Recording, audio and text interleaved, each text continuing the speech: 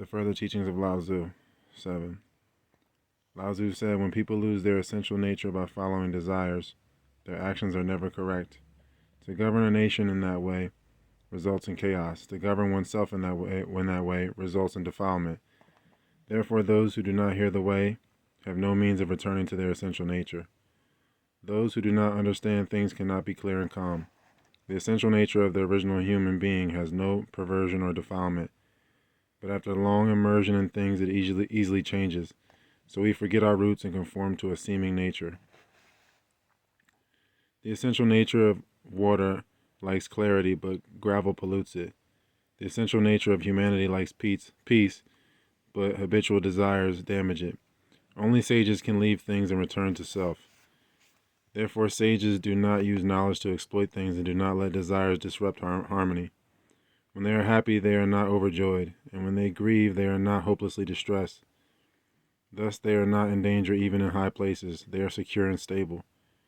So immediate planning on hearing good words is something that even the ignorant know enough to admire.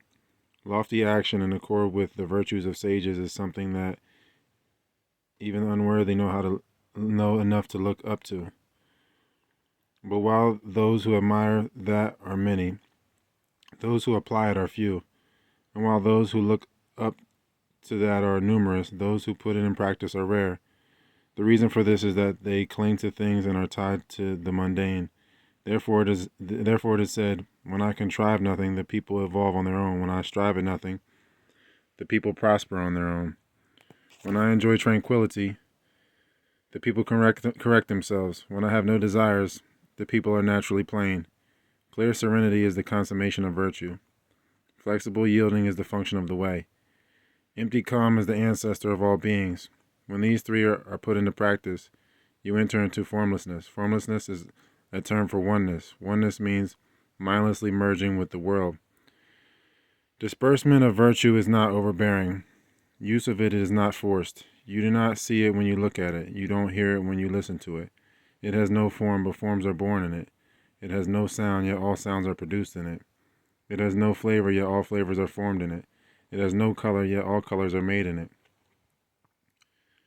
So being is born from non-being, fulfillment is born from emptiness. There are only 5 musical notes, yet the variations of those 5 notes are so many as to be beyond our power to hear. There are only 5 flavors, yet the variations of those 5 flavors are so many as to be beyond our power to taste. There are only 5 colors, but the variations of those 5 colors are so many as to be beyond our power to see. In terms of sound, when the first note is established, the 5 notes are defined. In terms of flavor, when the sweetness is established, the 5 flavors are determined. In terms of color, when white is established, the 5 colors are formed. In terms of the way, when the one is established, all things are born. Therefore, the principle of oneness applies everywhere. The vastness of the one is evident throughout heaven and earth.